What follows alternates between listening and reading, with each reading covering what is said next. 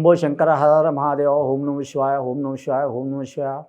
మాతా కనకదుర్గ తుయిద్దయ వనదేవతలు సుమ్మక్క సారక్క తుయిద్దయ ఈశ్వర పరమేశ్వర ఓంకారేశ్వర విఘ్నేశ్వర వినాయక గణనాయక తుయిద్దయ కంచి కామాక్షి మధుర మీనాక్షి తుయిద్దయ తుల్యాపుర భవాని తుయిద్దయ బాసర సరస్వతి దేవత తుయిద్దయ వేదమాత గాయత్రి మాత తుయిద్దయ రాజరాజేశ్వరి దేవత తుయిద్దయ కొల్లాపూర్ మహాలక్ష్మి తుయిద్దయ ఈశ్వర పరమేశ్వర ఓంకారేశ్వర విఘ్నేశ్వర వినాయక గణనాయక తుయిద్దయ.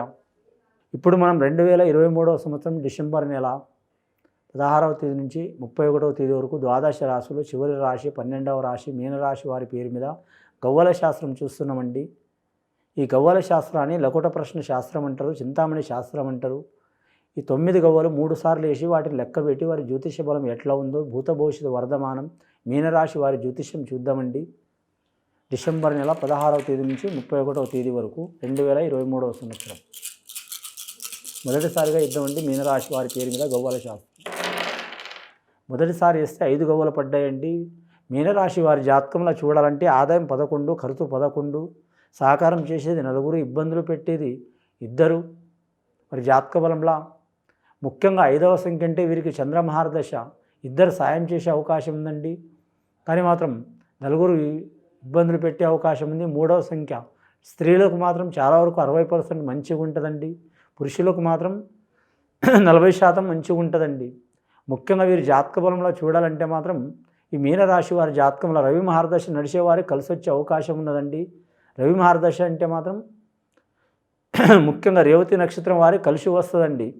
కానీ ఉత్తరభాద్ర నక్షత్రం వారికి కొన్ని ఇబ్బందులు వచ్చే అవకాశాలు ఉన్నాయండి. ఆ ఇబ్బందులు చిక్కులు చికాకులు తొలగిపోవాలంటే చాలా వరకు ఓపిక పట్టుకోవడం అవసరం. కానీ విద్యార్థులకు విద్య విషయంలో కలిసి వస్తుందండి. కానీ మాత్రం బోటాబోటి మార్కులైనా సరే మాత్రం ఎక్కువ మార్కులైనా సరే ఉన్నత స్థాయిలో రాణించే అవకాశం ఉంటుంది. విద్యా కారకులు మాత్రం సరస్వతి దేవత ఆ విఘ్నేశ్వరుడి దయ తప్పకుండా ఉంటుంది వారి పేరు మీద. అలాగే విద్యారంగంలో మాత్రం వారు కోరుకున్న విద్యలో రాణించే అవకాశం ఉంటుంది. పెద్దలు ఒక రకంగా అనుకుంటారు, వారొక రకంగా చదువుకునే అవకాశం ఉంటుంది. కొందరికి మతిమరుపు చాలా వరకు వచ్చే అవకాశం ఉంటుందండి. కాలేజీలో చదివితే ఇంట్లో మర్చిపోవటం, ఇంట్లో చదివితే కాలేజీలో మర్చిపోవటం, ఇలా చాలా వరకు కాన్సన్ట్రేషన్ దెబ్బతినే అవకాశం ఉంటుంది. ఏకాగ్రత దెబ్బతినే అవకాశం ఉంటుంది. అలాంటి ఏకాగ్రత దెబ్బతినటం, నిద్ర లేకపోవటం, మతిమరుపు రావటం, గుర్తు లేకపోవటం, ఇటువంటి సంఘటనలు చిక్కులు చికాకులు ఉన్నవారు వారు ఖచ్చితంగా మాత్రం విఘ్నేశ్వరుని ఆరాధన చేయటం. అలాగే శివుడు ఆజ్ఞ లేనిదే చేమైనా కుట్టదంటారండి. కానీ శివుడు ఆజ్ఞ లేనిదే చేమైనా కుట్టదంటారు. లక్ష్మీదేవత కూడా భిక్షం వేసింది శివుడు. కానీ శివుడు మాత్రం అందరికి భిక్ష అడుగుతారంటారు. కానీ అందరి పాప పుణ్యాలు భిక్ష అడిగి ఎవరికి వేయాలో వాళ్ళకి ఇస్తాడు. ఎవరికి ఏది దరి చేరాలో వరాలు ఇస్తాడు ఆయన. అసలు శివుడికి ధ్యానం చేయాలి. శివుడికి ఉన్న రూపాలకు ఎవరికి లేవండి. కాకపోతే మామూలు రూపంలోనే కనిపిస్తాడు ఆయన. ఒక భిక్షకుడు లెక్క కనిపిస్తాడు. కానీ శివుడికి మాత్రం శివాభిషేకం చేస్తే వారి మీద ఉన్న మానసిక చిక్కు వెళ్ళిపోయే అవకాశం ఉంటుంది. అలాగే పౌర్ణమి రోజు మాత్రం పౌర్ణమి గడియాల మాత్రం చంద్రశేఖరుడికి పూజ చేయాలండి. చంద్రశేఖరుడికి అంటే శివుడే. శివపార్వతులతో పాటు మాత్రం పూజ చేసే రుద్రాభిషేకం కానీ, పాలాభిషేకం కానీ, తైలాభిషేకం కానీ, చెరుకు రసంతో అభిషేకం కానీ, లేదా మాత్రం నూనె అంటే తైలాభిషేకంతో కానీ, అలాగే చెరుకు రసంతో కానీ అభిషేకం చేయటం కానీ, అలాగే పూలాభిషేకం కానీ, భస్మాభిషేకం కానీ, ఏ రకమైన అయినా సరే అభిషేకం చేయటం వారి మీద ఉన్న మానసిక చిక్కులు వెళ్ళిపోయే అవకాశాలు ఉంటాయండి. పౌర్ణమి గడియాలు చేయాలండి. మానసిక చిక్కులు ఉన్నవారు బాలలు, బాలికలు కానీ, పెద్దలు కానీ, ఎవరైనా కానీ, ముఖ్యంగా మాత్రం కంప్యూటర్ రంగంలో ఉద్యోగం చేసేవారు, అలాగే మాత్రం విద్యారంగంలో ఉద్యోగం చేసేవారు మేధావులు లెక్కనే ఉంటారు. మతిమరుపు వస్తుంది పని ఒత్తిడి మూలంగా. ఇప్పుడు నడిచే కాలంలో చాలా వరకు మాత్రం పని ఒత్తిడి మూలంగా మాత్రం మతిమరుపు చాలా వస్తుంది. పని ఒత్తిడి మూలంగా చిక్కులు చికాకులు చాలా వస్తున్నాయి. మానసిక ఆందోళనలు వస్తున్నాయండి. అసలు సంఘటనలు వెళ్ళిపోవాలంటే రుద్రాభిషేకం, శివునికి ఏదో రకంగా అభిషేకం చేయడం చాలా మంచిదండి. రెండవసారి గవ్వలేసి చూద్దాం మీనరాశి వారి పేరు మీద.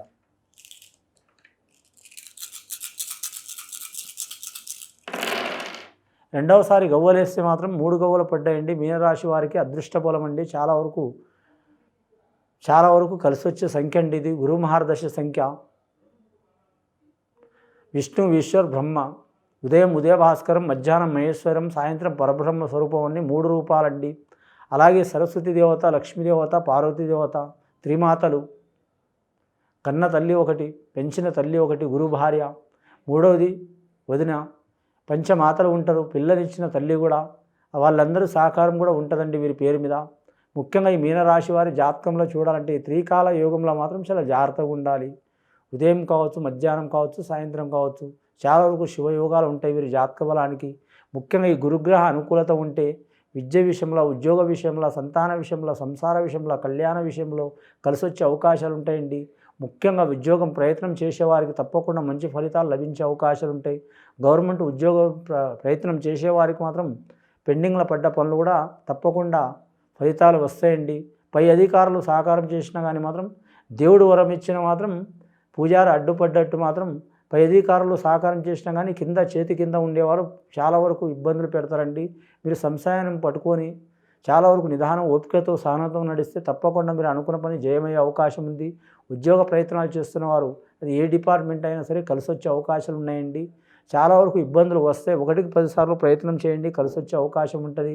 అలాగే వివాహమైన వారికి, సంతానం గురించి ఆలోచన చేసేవారికి తప్పకుండా మంచి ఫలితాలు కలుగుతాయి.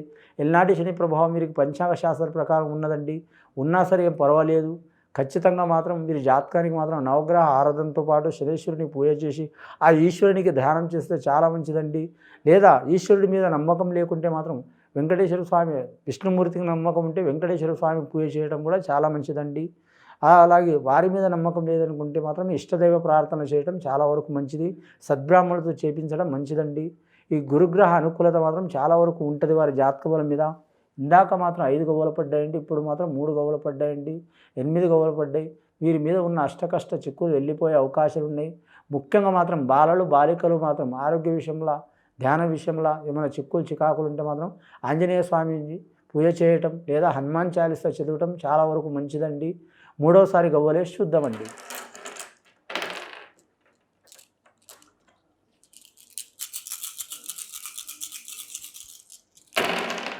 మూడవసారి గవ్వలేస్తే 4 గవ్వలు పడ్డాయండి. చాలా వరకు ఇది అచ్చుబాటు లేని సంఖ్య అండి, 4వ సంఖ్య.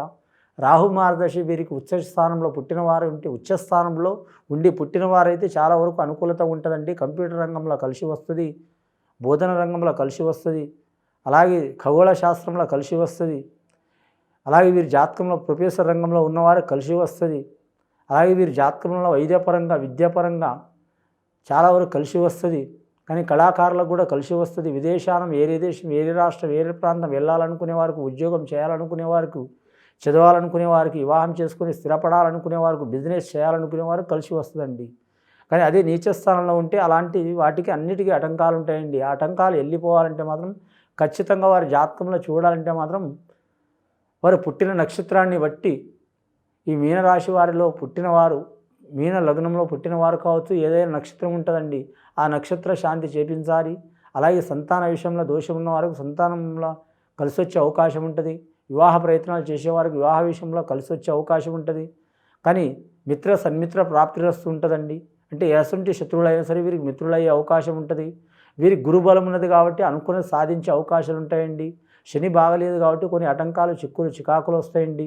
ముఖ్యంగా వీరి జాతకంలో చూడాలంటే మాత్రం మొదటిసారి 5 గవ్వలు పడ్డాయండి, బుధ మహార్దశ. రెండవసారి గురు మహార్దశ 3 గవ్వలు పడ్డాయండి, 8 గవ్వలు. మూడవసారి 4 గవ్వలు పడ్డాయండి, రాహు మహార్దశ. మొత్తం 12 గవ్వలు పడ్డాయండి. 12 గవ్వలు అంటే 1 సూర్య మహార్దశ అండి, 2 చంద్ర మహార్దశ అండి. మొత్తం కలిపితే మాత్రం 12 గవ్వలు అంటే 3 గవ్వలు అండి, 3వ సంఖ్య వస్తుందండి. వీరి జాతకానికి చాలా వరకు శుభయోగాలు కలిసి వచ్చే అవకాశాలు ఉన్నాయండి. ఆ త్రిమూర్తుల సాక్షిగా చాలా వరకు శుభయోగాలు కలుగుతాయి. కానీ మాత్రం తప్పకుండా త్రిమూర్తులకు పూజ చేయాలి. అందులో మాత్రం ముఖ్యంగా విష్ణు ఆరాధన, శివ ఆరాధన చేయాలండి. చేస్తే చాలా వరకు శుభయోగాలు కలుగుతాయి. వీరి మీద ఉన్న గండాలు, చిక్కులు, చికాకులు, దారిద్ర్య బాధలు తొలగిపోయే అవకాశాలు ఉన్నాయండి. ఇది విని చూసి ఆచరించే వారికి, మీనరాశి వారికి చాలా వరకు శుభయోగాలు కలుగుతాయండి. శుభం భూయత్.